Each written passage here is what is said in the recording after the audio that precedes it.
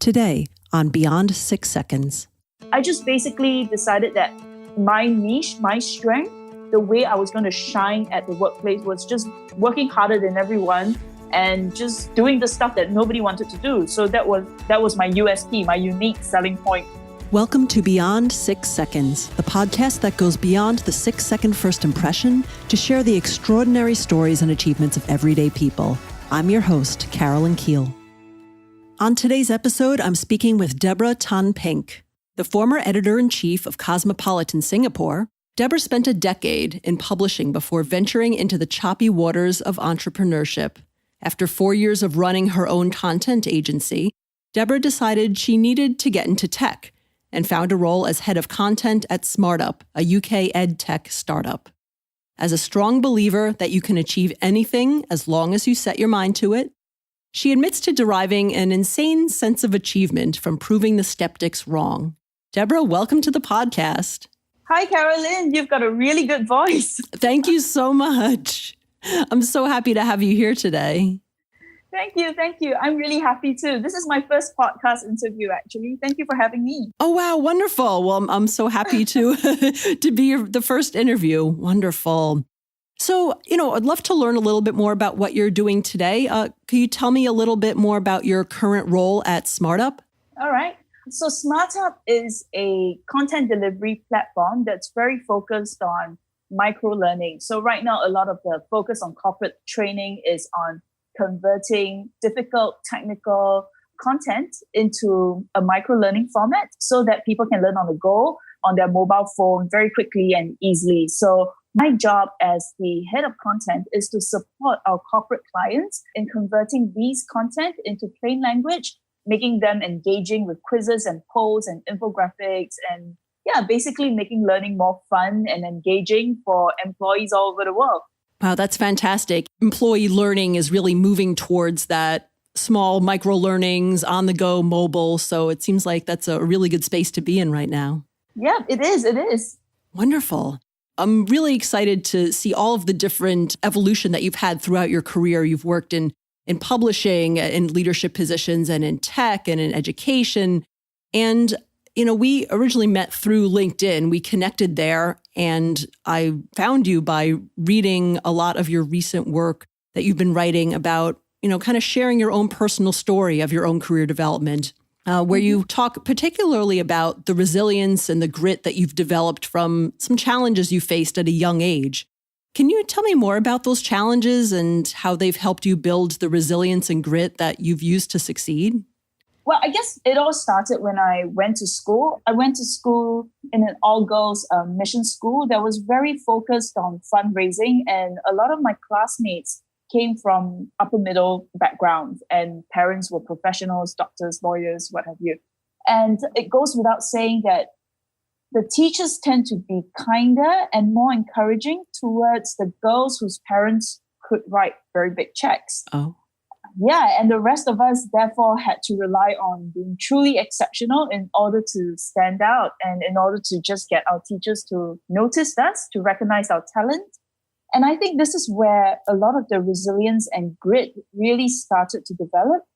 I was obsessed with proving to my teachers that they had allowed, unconscious bias to influence the way they treated their students. Mm-hmm.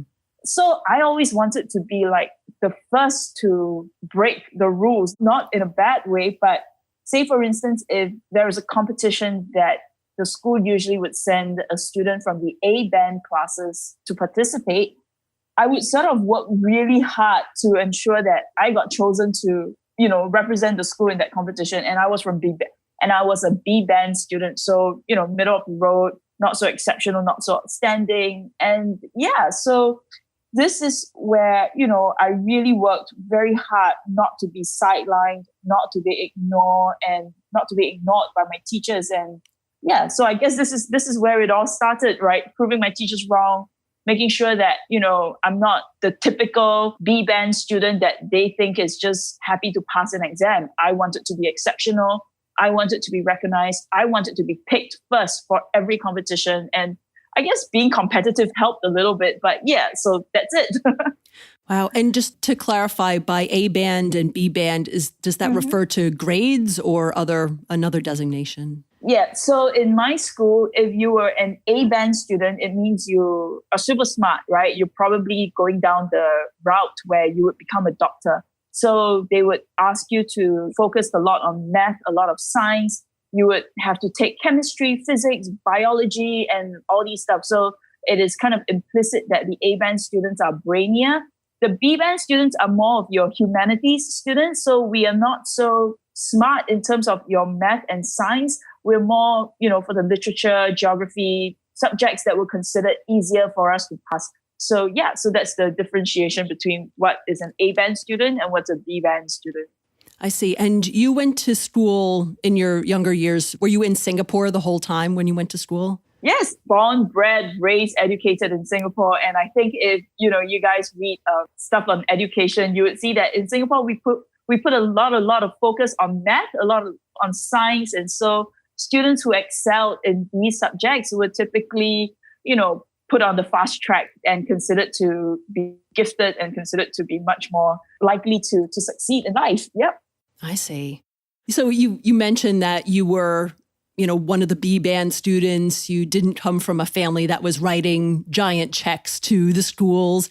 And I know you wrote about really having this desire always to be a good student and make your family proud and please your family so that they would be very proud of you. And I know some of your writing, you talk a little bit about kind of being bullied or being, not treated well at the school by not just the students, but the teachers in part because of that. And can you share a little bit about that? Well, I guess it really just started when I was in primary 3, and that's 9 years old. I think that would be 3rd grade in America. Mm-hmm. And so this is where, the teachers really start to decide if you're going to be like a student council, student leader type of material. And the way they inspire us was to have these older kids who were already student councils, prefects, take our class from assembly back to class and make sure that we're behaving ourselves and stuff like that. And I think, basically the older kids kind of got a little bit elitist and, they could tell immediately who were the more popular kids, who were the kids that the teachers liked. And so these kids got along better than, say, with the rest of us. And so I think it's all really just a vicious cycle and how the whole vibe comes off. You could immediately tell in a classroom situation which kid is someone whom you can easily bully, push around and stuff like that. And so I think it all started in 3rd grade where, the older kids began to, pick out who were the ones that they think is worthy to be a student council just like them. Mm-hmm. And then it moved on down the years, 4th grade, 5th grade, 6th grade, all the way to what we would call, I think, junior high over in America. So I think most teachers are pretty decent. They're swamped by the sheer number of kids they have to teach. But a couple of them stood out, just by being really, really unkind in the way they treated me, especially, I guess, I had a teacher whom I was really excited to have her as my form teacher, but it turned out that I don't think the feeling was mutual. Wow. Yeah. Mm. And I always remembered how she told me one day, Debs, I would have to get your parents to come to school to have a meeting with me. Mm-hmm. And I was just thinking to myself, what have I done wrong? Like, I've passed my exams, I don't seem to have forgotten to do homework. I just told the line most of the time. And I was traumatized because I always thought that, teachers wanted to meet parents because you're misbehaving. You're just being horrible in school. Right. So that really gave me a lot of stress, right? And so my parents went to school, met Mrs. David, and then I had no idea what they talked about. But when my parents came back, my mom was like, how could you not ever hand in your homework? Oh. Mrs. David told us that you're very forgetful and blah, blah, blah, blah, blah, blah. And I was like, no, I've always handed in my homework. Yeah. What is she talking about? What's with all these blatant lies that were being told to my parents? But I guess at that age, you were just too young to call your teachers out and say, no, she's lying about me. So you just go, okay, maybe I really didn't hand in some homework. Wow. And so that cycle of self-doubt, that cycle of, low confidence just kept perpetuating itself. And yeah, it was just a very horrible time to be growing up. And I think that didn't stop even when I went to high school. A guy that I thought was my friend started going around telling everyone that Deborah said this about you, Deborah said this about you. And most of it was untrue. And then, one day I woke up, everyone wasn't my friend, and everyone just started isolating me, making me feel as if I was unwelcome in school. So yeah, it's just really horrible. And at this whole point in time, I just told myself, I'm not going to be one of those kids that hide in the closet and just wait for the bullies to walk past me and things like that. I'm just going to go to school, keep up a strong front. And every time someone says something mean about me in front of my face whatsoever, I'm just going to keep it all together. I'm not going to break. I'm not going to crack.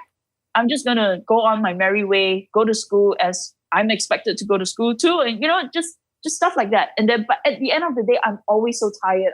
I remember going home and my mom asking me, how's school? And I'll be like, oh yeah, it's fine. Everything is fine. And then going into my room and just falling into a deep sleep because I had spent the entire day just holding it all in, keeping it all together. So that happened till I was 17. And it's only when I was 18, things started getting better. So yeah, it's very challenging school years. Wow. And that's, I think that most people when they're children, that experience of being bullied is just traumatic. I would think it's traumatic for most people who go through it. And, and sadly, a lot of times the consequences are really painful. So either people just sort of carry that anger and it affects their adult life. And sometimes, it's even really, it ends in tragedy, unfortunately. Mm-hmm. And it sounds like obviously it was extremely difficult for you and went on for a long time. But how were you able to move past that pain and not only survive through it by putting up that tough front, but how did you actually thrive in your career after experiencing all that? Well, I guess the turning point would be in college. I stayed in a hall of residence, and from there, I really started to grow and flourish as a person and started establishing and building my identity. I stayed in a hall and I met new friends who did not know about me in my old schools, and it was just a fresh start, and it was refreshing to suddenly mix with people who were a lot like me in terms of family backgrounds, right? And I think when you're in a bigger community like a college and university where everyone came from a mix of economic backgrounds and stuff like that, you just, everyone just grow up a little more and they look past things like, oh, you don't have long hair, you're not like me, oh, your parents are not doctors, you're not like me. So I think this was where the turning point really started to happen, being in university, making new friends, trying out new sports, trying out new activities, and just finding my footing and having supportive friends and who are still my friends to this day. So that's how I started to slowly walk out and away from the shadow of being a bully victim and just, moving on with life. It's great that that change in environment was a really positive one for you, and just being able to move on from that toxic environment of grade school and high school, and glad you found your place in university. That's great. So one thing I wanted to learn more about in your career is that at your first job out of university, you started as an intern at a magazine company, and you worked your way up to editor in just a few short years. And how did you do that? And do you feel like your resilience and your grit helped you rise through the ranks quickly? Yeah, I think coming from very challenging school years, growing up being so sidelined and ignored all the time, it makes you humble. So when I started work, I didn't have any illusion that it was going to be easy. So basically, I think one good thing about all my years being a bully victim is just basically you don't expect things to come easily, and that you will always need to work for them.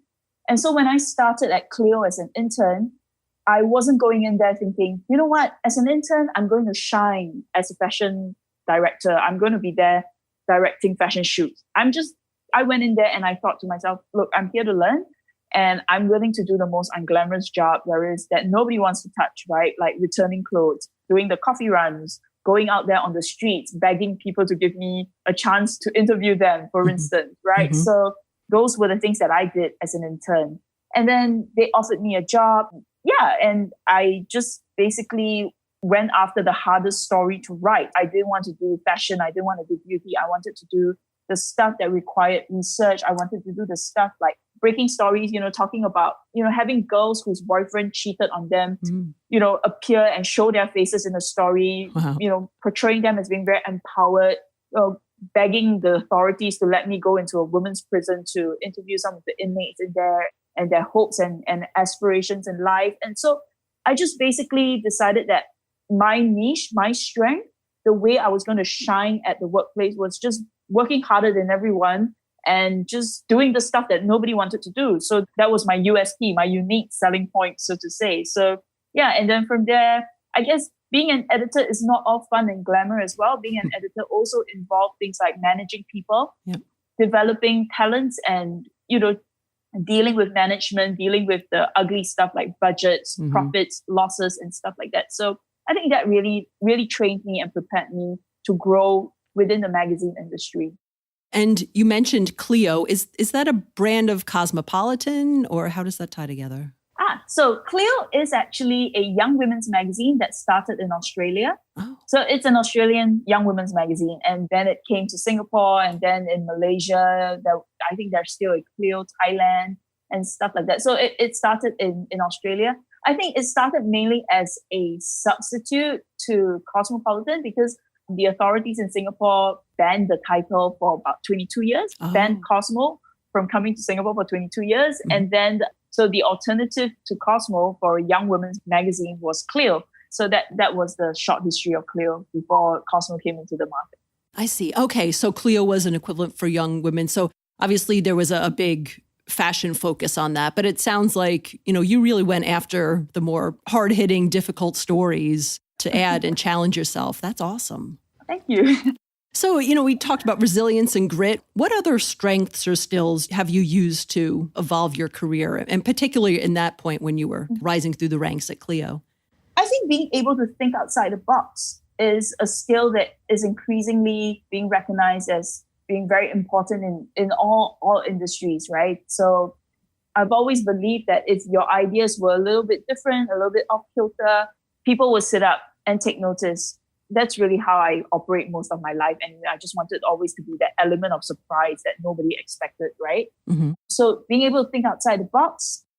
Also, I think working fast is one of the things that, sometimes my bosses still tell me things like, wow, that was quick.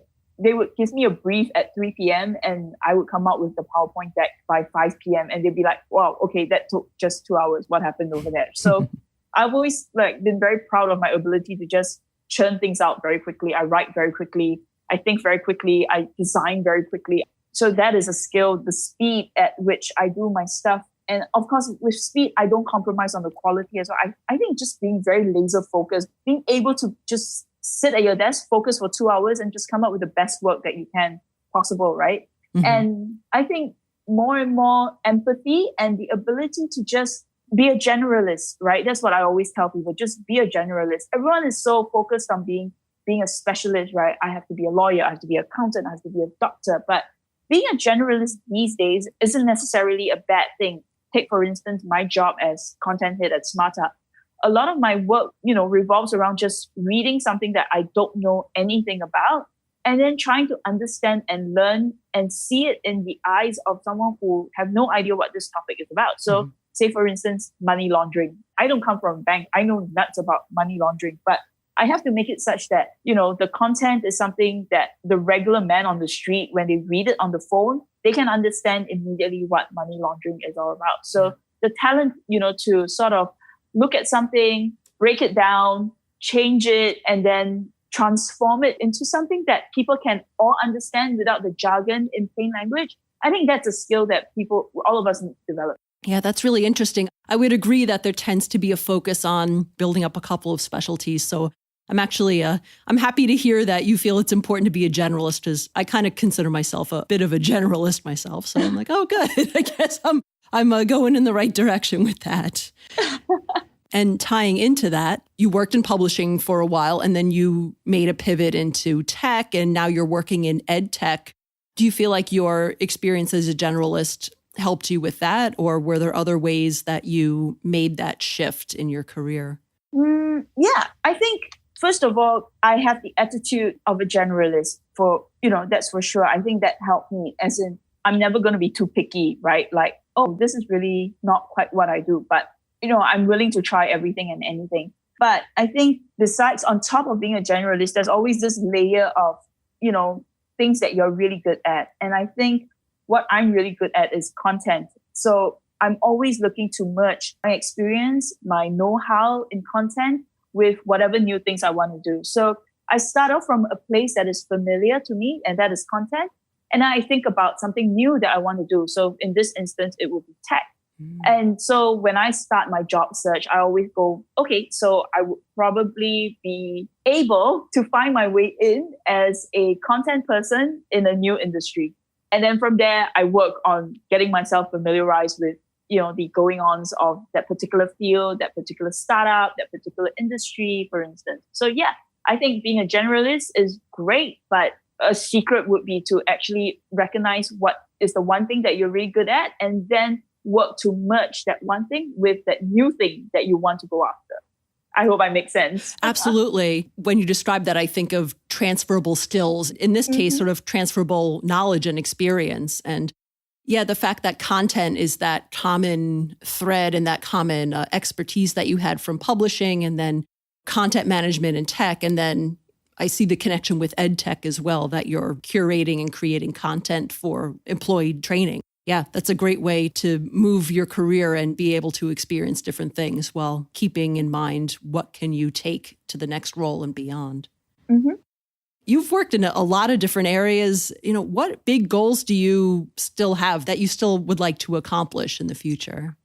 Well, one of the things definitely, I've been toying with the idea of writing a book about, how to survive bullying generally for kids, right? I think kids these days are under a lot more stress, and with social media, it's just so much easier for bullies to perpetuate, horrible stuff about their victims. And so I definitely want to think about writing a book about bullying, how to survive it all, how to come out stronger and better, and basically starting a program, hoping to help kids survive bullying in school. So my sister is a teacher, and we've always talked about how, hey, you know what, maybe you could come by my school and do a talk, for some of the kids, and tell them about your time being bullied in school and how you did not let that affect you, and how you generally survived this horrible time and stuff like that. So I definitely want to do something related to that.